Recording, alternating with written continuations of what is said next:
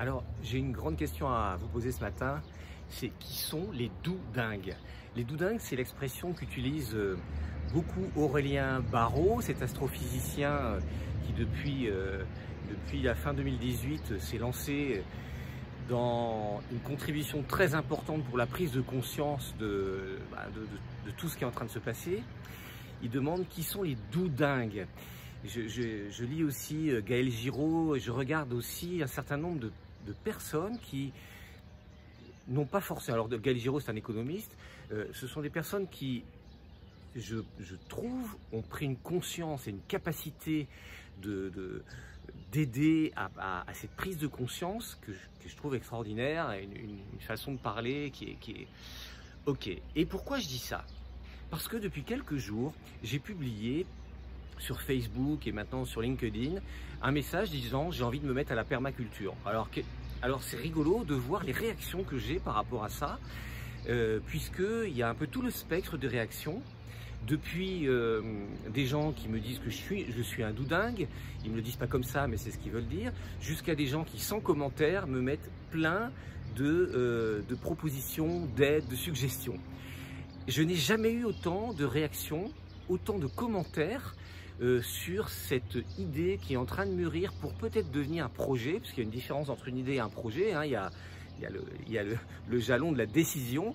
D'abord j'ai une idée, je suis dans le domaine du rêve, de la réflexion, d'essayer de chercher tous les possibles, et puis à un moment je dis ok, j'y vais. Pourquoi la permaculture? J'ai découvert finalement, il y avait de la permaculture qui tournait autour de moi depuis des années, mais j'ai découvert une vidéo, je vais mettre le lien aussi ici-dessous, une vidéo extrêmement inspirante de permaculture. Et je me suis dit, mais à quoi je sers moi? Alors j'agite des idées depuis que je suis indépendant, j'essaie d'influencer un petit peu sur la responsabilité des dirigeants, des individus, mettre en place des méthodes qui font que l'entreprise fonctionnerait mieux. Alors j'ai j'ai des étagères d'outils et de méthodes, ça j'en ai plein. Mais finalement, je fais quoi, moi? Je ne sais pas ce que je fais, puisque l'influence que j'ai, elle est imperceptible. Hein. Est-ce que les gens m'ont dit, bon, c'est sympa, Laurent, c'est sympa, tu as bougé un petit peu des choses, maintenant on continue les affaires courantes? Ou bien est-ce que les interventions que j'ai pu faire ont transformé? Ah, donc je pourrais être très fier. Mais à la limite, peu importe, moi, je ne vois pas tellement de résultats de ce que je fais. Or, dans la permaculture, l'idée, c'est de respecter la nature, de respecter l'humain qui est en train de travailler à la transformation de la nature. Par exemple, on ne retourne plus la terre. On sait très bien que maintenant, que la manière de retourner la terre depuis 10 000 ans bousille l'écosystème, alors qu'on peut cultiver sans retourner la terre. C'est juste un exemple, je ne vais pas faire un cours de permaculture, je suis à l'étape 1 de la découverte de tout ce qui se cache derrière ça et je trouve ça extraordinaire. Mais pourquoi je fais cette vidéo? C'est aussi parce que j'ai envie de voir le résultat de ce que je fais. Donc si je fais des tomates qui ont du goût, des fraises qui ont du goût, des choses que comme mon père faisait, cultiver son champ, cultiver un grand potager, et les fraises avaient du goût. Aujourd'hui, quand je mange des fraises, elles n'ont pas de goût, elles sont très jolies, mais elles n'ont pas de goût. Donc c'est bizarre quand même. Mais si je fais quelque chose qui a du sens pour moi, qui est de la création pour moi, pourquoi est-ce que cette réflexion dérange tellement? J'ai l'impression que certains veulent me ramener dans un système, et ce que je dis, c'est que une grande partie des très beaux cerveaux de cette planète continuent de travailler sur des futilités, des gadgets, des trucs qui se rajoutent à tous les gadgets qu'on a déjà, ou bien travaillent sur quelque chose qui, au bout du système, détruit notre capital commun. Alors, quand on n'a pas conscience de ça, moi j'ai travaillé chez J'aime Plus, j'avais une vague conscience qu'on fabriquait des trucs, du plastique qui se terminent souvent dans la rue. Bon, j'avais une vague conscience. Aujourd'hui, j'ai une vraie conscience que l'action que je mène a un impact, pas pour moi, parce que moi je serais mort avant que les grands problèmes vont arriver. Il y en aura quelques-uns avant ma mort. Pas tant que ça, parce qu'en plus je vis dans un pays occidental qui se protège de tous les problèmes qui sont dans les pays qui, eux, souffrent déjà des transformations. Mais si je le fais en conscience, ça, je fais en conscience que ce que je fais est en train soit d'être complètement futile, soit de contribuer à finalement bousiller l'environnement. C'est pas moi qui suis en jeu, c'est mes enfants sûrement, mes petits-enfants, alors certainement beaucoup plus, et mes arrière-petits-enfants et les générations futures. Quand est-ce que les gens qui ont un beau cerveau vont s'arrêter de travailler pour du court terme? Alors on me dit, Laurent, il faut que tu penses à nourrir ta famille. J'ai même des gens plein de bonnes intentions qui me disent, Laurent, est-ce que tu veux sauver le monde ou est-ce que tu veux nourrir ta famille? Et dans cette dichotomie, qu'est-ce qu'on me dit? Sauver le monde, c'est pas possible, bien sûr, j'ai des tout petits bras, mais nourrir ta famille à n'importe quel prix, la fin justifiant les moyens. Je ne suis pas d'accord avec cette expression, la fin ne justifie pas les moyens. Aujourd'hui, je pense que les beaux cerveaux, bon, moi j'ai un cerveau qui n'arrête jamais de fonctionner, que les beaux cerveaux doivent se dire, mais est-ce que ce que je fais est digne? Est-ce que ce que je fais est durable? Est-ce que ce que je fais, j'en suis fier? Je ne citerai personne, mais j'ai croisé des quantités de gens qui travaillent dans des industries dont je me demande, industrie de munitions, qu'est-ce qu'il fait là-dedans? Va travailler ailleurs. Quand il n'y aura plus personne pour bosser là-dedans, je sais bien que c'est un peu illusoire de dire que tout le monde va arrêter de... Mais si les beaux cerveaux ne se disent pas, il faut que je transforme fondamentalement, pas forcément tout, parce que je ne peux pas tout changer, mais au moins mon impact. Quand je parle de permaculture, je ne suis pas non plus irresponsable. L'idée, c'est de continuer à travailler dans du conseil, dans de la formation, peut-être devenir prof de maths comme mon père, j'en sais rien. Mais avoir aussi un impact qui sera minuscule, mais un impact sur l'environnement, sur la façon de manger, sur manger avec du goût. Je suis désolé que le Canada ne le prenne pas mal, mais depuis que je suis au Canada, il n'y a plus de goût dans mon assiette. Je veux dire, le fromage n'a pas de goût. Alors je suis français, j'adore le fromage qui a du goût. Voilà. Mais ça va plus loin que ça en fait. Aujourd'hui, ma réflexion, c'est que, je regardais une vidéo de Frédéric Laloux ce matin, c'est que je ne peux plus faire certaines choses. Parce que certaines choses me donnent le sentiment d'être un collabo et d'un collabo conscient. C'est-à-dire que quand un collabo est inconscient, bon, il fait du trafic, mais à la limite, il n'est pas conscient de ce qu'il fait. Bon, ben, c'est un collabo, il sera jugé à la fin de la guerre, mais il n'était pas conscient, donc il aura des circonstances atténuantes. Mais moi, je suis conscient, totalement conscient, j'ai une conscience extrêmement profonde de tout ce que nous contribuons à faire, de toute cette catastrophe que nous contribuons, mais en se disant, il faut que je protège ma famille. Donc ça, c'est l'excuse permanente de dire, ah bah oui, il faut que je nourrisse ma famille. Il y a peut-être une autre manière de faire, de lancer des débats, de lancer des initiatives, de lancer des projets dans lesquels on se lance dans le vide, on se lance dans autre chose. Quand je regarde mon histoire professionnelle, il y a des tas de choses dont je ne suis pas fier. Je ne suis pas fier d'avoir vendu des produits financiers dont je croyais en toute bonne foi que c'était des bons produits financiers, et j'ai mis en défaut des amis, des clients qui sont devenus des amis, parce que je pensais que c'était que les gens qui fabriquaient ces produits financiers l'avaient fait avec bonne foi.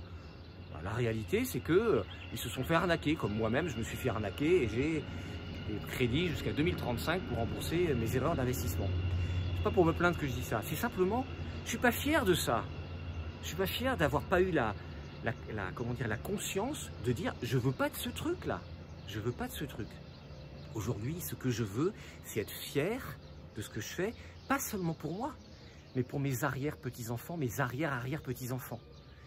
Être digne et fier, c'est une question que j'ai envie de poser aujourd'hui à tous les leaders. À tous les leaders, qu'ils soient des leaders dans leur business individuel ou qu'ils dirigent des entreprises comme Air France. Quand j'ai vu que le patron d'Air France a accepté une prime de 700 000 € la semaine dernière, en pleine crise du coronavirus, mais où est sa fierté, où est sa dignité? Je suis désolé, j'ai rien contre le patron d'Air France, je ne le connais pas. Et puis il y a des quantités de gens qui font ça en ce moment, mais ça ne sort pas dans les médias, ils ont de la chance, ils ne vont pas se retrouver avec la presse qui leur court derrière. Mais partout ça existe. Je peux vous dire que j'ai vu, quand je me suis occupé du comité éthique de J'aime Plus, et que j'ai dénoncé des primes qui étaient versées dans des pays lointains pour certains managers dont on ne voulait pas que la prime apparaisse sur leur compte en banque en France. C'est une honte. J'ai dénoncé ça à l'époque avec mes petits bras, mais c'est une honte. Est-ce qu'on a envie encore de ce système? Eh bien moi, j'ai envie de contribuer à ma petite dimension, à dire à tous mes clients, est-ce que tu es digne? Est-ce que tu te sens digne et fier de ce que tu fais? J'ai des étagères de choses et j'ai plein de collègues qui font le même métier que ça pour t'aider à donner de la fierté et donner de la dignité à ton entreprise et qu'elle serve à quelque chose. C'est ça que j'ai envie de dire à tous les leaders et c'est ça que j'ai envie de tenter à ma petite mesure. Je ne sais même pas si je vais réussir jamais à faire de la permaculture, mais ce que je peux vous dire, c'est que si je réussis à avoir un petit carré de permaculture, je ne sais trop où, et que je vois des tomates qui ont du goût, des fraises qui ont du goût, qui sortent de mon jardin, que je peux donner ou vendre un peu de ma production pour donner du goût et donner du sens à des gens autour de moi, et que je peux influencer quelques personnes qui vont dire « Ah bah moi aussi je pourrais peut-être faire ce genre de truc », là je serai fier et je me sentirai digne de ce que j'ai fait. Et c'est vraiment une invitation, c'est une invitation forte, parce que comme disait Frédéric Laloux, dans ce que je voyais ce matin, je mettrai le lien en dessous aussi, il y a des choses que je ne peux plus faire. Je suis trop conscient. Je suis trop conscient. Et quand le niveau de conscience est suffisamment élevé, eh bien, est-ce que ce n'est pas une complicité que de continuer à faire ce qu'on sait qui amène à toutes les catastrophes, pas seulement les catastrophes annoncées, mais les catastrophes qui existent aujourd'hui. Les catastrophes qui existent aujourd'hui. Donc voilà, c'est l'invitation. Plus de dignité, plus de fierté, oser aller explorer. Moi, explorer la permaculture, c'est une exploration totalement improbable. Je ne connais strictement rien à comment cultiver quoi que ce soit. Moi, je peux apprendre. Tout est disponible sur Internet. Et puis, il y a des cours payants. Et puis, je paierai des cours peut-être dans les jours qui viennent. Bon, à partir du moment où je serai passé de la réflexion, de l'idée, du rêve à la décision, je vais faire.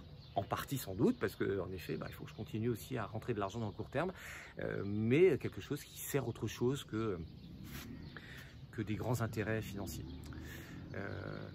Posez-vous cette question. Cette vidéo, elle est longue parce que j'en ai plein les tripes de ça. J'ai regardé des vidéos sur la manière dont on traite les semences, par exemple, aujourd'hui. Je savais plus ou moins que... Mais c'est une honte. Comment peut-on vivre dans un système qui développe la richesse de quelques-uns à ce point-là et en pillant la planète, en provoquant le malheur et le suicide de centaines de milliers de paysans en Inde. Enfin, je veux dire, comment on peut être conscient de ça et continuer à dire je vais faire du business as usual et puis il faut surtout que je rentre du fric pour ma famille juste dans le court terme. Comment est-ce qu'on ne peut pas dire ou tenter dans son environnement de se dire je fais quelque chose, un petit quelque chose. Voilà, j'en ai gros sur la patate, de la dignité, de la fierté. C'est ça que j'ai envie d'injecter dans tous les leaders, dans tous les gens qui ont pris le temps de regarder cette vidéo, de se poser la question. Est-ce que je me sens digne? Est-ce que je me sens fier de ce que je suis en train de faire? Et si ce n'est pas le cas, qu'est-ce que je peux faire dans mon environnement? Et si je suis un leader, j'ai beaucoup d'influence. Beaucoup d'influence parce que beaucoup de gens m'écoutent, beaucoup de gens me regardent. Je suis un phare pour les gens de mon entreprise. Donc c'est très important que je pense à ma dignité, que je pense à ma fierté et que je travaille pour quelque chose qui sert le bien commun. Voilà. Bonne journée.